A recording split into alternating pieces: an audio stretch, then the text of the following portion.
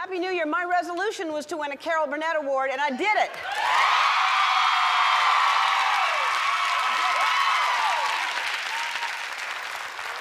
In the first week, I got my resolution all settled. So I'm a tiny bit tired today, I got to tell you. I know it's Tuesday for you guys, but on Sunday night, I not only went to the Golden Globes, but I went out afterwards. And I don't go to parties usually at all, but it's a big night, and there were a lot of parties, and so I went to not one, but two parties. And oh boy, guess how late I stayed out? I just want you to guess. How late do you think I stayed up?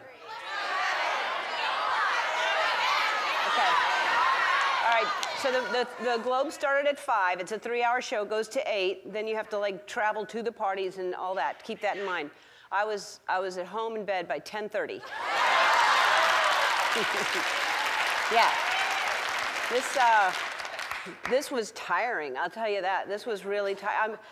As a matter of fact, I'm going to sit down. Usually I stand up, but I'm going to sit down right now.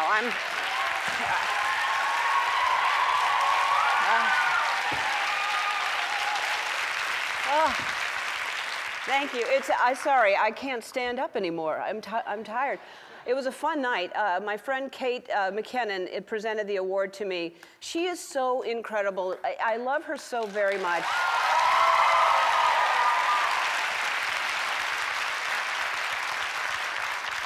If you did not see her speech before she presented me the award, and I barely remember it, so let's all watch it together. The Carol Burnett Award is given to someone who, like its namesake, Carol Burnett, has given us decades of laughter, tears, and a new sense of what's possible. So I would like to read a list of things that tonight's recipient, Ellen DeGeneres, has personally given me. And some of these are spiritual, and some of them are pieces of clothing I got to keep after doing impressions of her on her talk show. A roadmap for a way to be funny that is grounded in an expression of joy. 2 pairs of Stan Smith sneakers. That's one of the close ones. A desire to bring everyone together by laughing about the things that we have in common. My best collared shirts. A sense of self. I have to explain that one more. In 1997, when Ellen's sitcom was at the height of its popularity, I was in my mother's basement lifting weights in front of the mirror and thinking, am I gay? And I was. And I still am.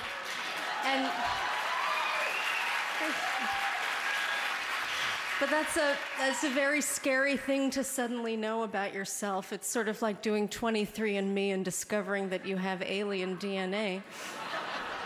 And the only thing that made it less scary was seeing Ellen on TV. She risked her entire life and her entire career in order to tell the truth, and she suffered greatly for it. Of course, attitudes change, but only because brave people like Ellen jump into the fire to make them change. And if I hadn't seen her on TV, I would have thought, oh, I could never be on TV. They don't let LGBTQ people on TV. And more than that, I would have gone on thinking that I was an alien and that I maybe didn't even have a right to be here. So thank you, Ellen, for giving me a shot.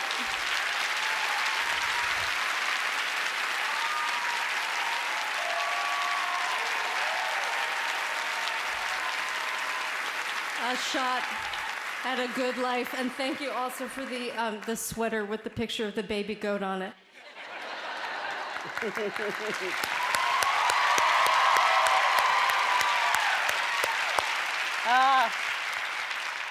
She's just the best. Kate is here today. We're going to talk to her a little later. And in case you did not see my speech, I feel like it's weird to show it again, but in some people, if you didn't see it, this is my acceptance speech.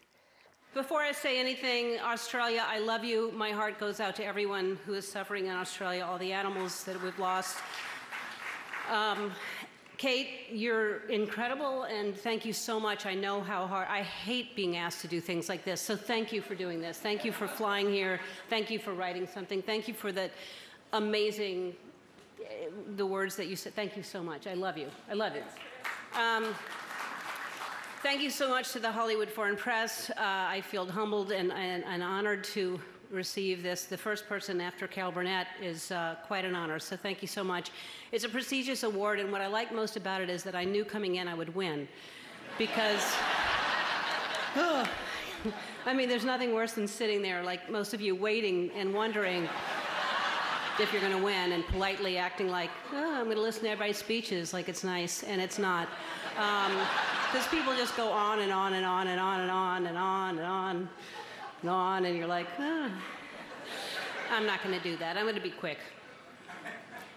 Although I don't have to, because it's a special award, and they don't play me off. I mean, I don't have to end at all because it's a special award. But they said they were going to give me a sign at 25 minutes, but that's for my reference, just to see where I was. But I could go on.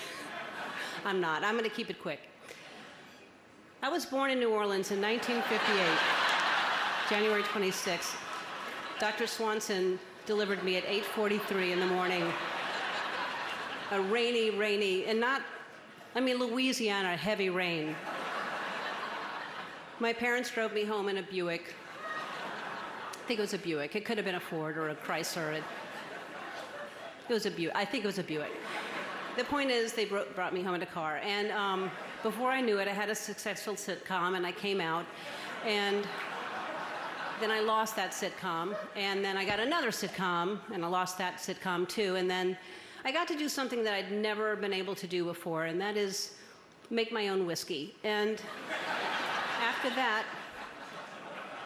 I got a talk show, and I was able to be myself. And that was 17 years ago. And I feel like you've all really gotten to know me over the past 17 years. I am an open book. And I couldn't have done it without my husband, Mark.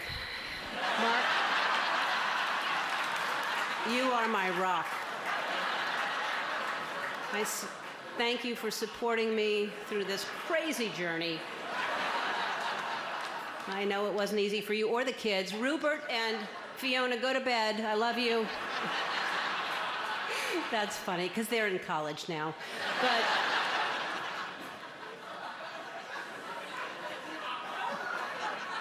the point is, you all know me, and obviously you know me, or else you wouldn't have laughed at all that. I feel like we all think we know someone. There's a connection when we watch someone on TV for as long as we are on TV, and that's what it was like for me with Carol Burnett. I felt like I knew her. I felt like she showed us who she was every week. She was larger than life. She was...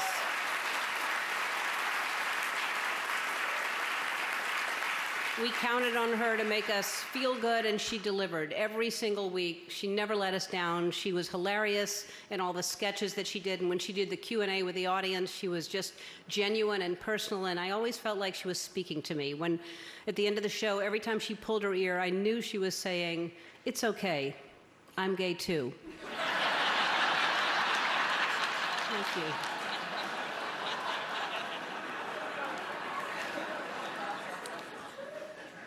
Television, it inspired it influenced everything that I am today. Lucille Ball, Mary Tyler Moore, Marlo Thomas, Dick Van Dyke, Bob Newhart, Mannix. There's a little bit of all of them in me. That doesn't sound right, but you know what I'm saying. All I've ever wanted to do is make people feel good and laugh, and there's no greater feeling than when someone tells me that I've made their day better with my show, or that I've helped them get through a sickness or a hard time in their lives. But the real power of television for me is that, not that people watch my show, but people watch my show and then they're inspired to go out and do the same thing in their own lives. They make people laugh, or be kind, or help someone that's less fortunate than themselves. And that is the power of television, and I'm so, so grateful to be a part of it. Thank you so much, everybody. What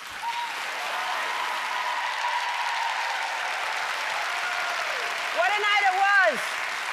You're in for a great show right now. Give it up for Twitch, everybody.